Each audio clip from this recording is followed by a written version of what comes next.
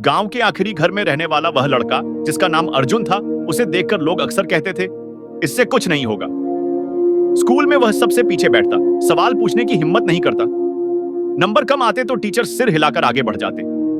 पिता मजदूरी करते थे, मां बीमार रहती थी और घर की जिम्मेदारियां इतनी भारी थीं कि अर्जुन के सपनों की आवाज दब जाती थी। दोस्त खेल के मैदान में उसे सबसे आखिर में चुनते, कई बार तो चुनते ही नहीं। हर हार, हर ताना उसके दिल पर पत्थर की तरह गिरता, लेकिन वह रोता नहीं था, बस चुप हो जाता था।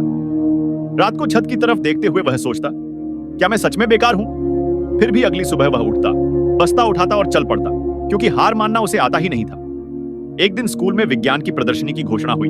सब बच्चे जोश में थे, पर अर्जुन चुप था। किसी ने उससे पूछा, तू क्या बनाएगा? उसने धीरे से कहा, मैं कोशिश करूंगा। सब हंस पड़े। उस रात अर्जुन ने कबाड़ से पंखा, बैटरी और तार जोड़कर एक छोटा सा मॉडल बनाया। कई बार फेल हुआ, उंगलियां जली, नींद उड़ी, पर उसने छोड़ा नहीं। प्रदर्शनी के दिन उसका मॉडल चला तो सही, लेकिन मंच पर आते ही तार ढीले पड़ गए और मॉडल बंद हो गया। हंसी फिर गूंजी। अर्जुन का सिर झुक गया, पर तभी उसने गहरी सांस ली, तार कसकर जोड़े और कहा, 1 मिनट। मॉडल फिर चला, इस बार ज्यादा तेज, ज्यादा स्थिर। सन्नाटा छा गया। जज ने पूछा, तुमने हार नहीं मानी? अर्जुन ने कहा, सर, घर में रोज हालात हारते हैं, पर मां कहती हैं, जो रोज उठता है वही जीतता है। उस दिन उसे पहला पुरस्कार नहीं मिला, लेकिन पहली बार सम्मान मिला। यहीं से उसकी यात्रा बदली। उसने रोज पढ़ाई के छोटे छोटे लक्ष्य बनाए। आज 5 सवाल, कल 10। जब मन टूटता, वह खुद से कहता, आज नहीं तो कल, पर मैं रुकूंगा नहीं।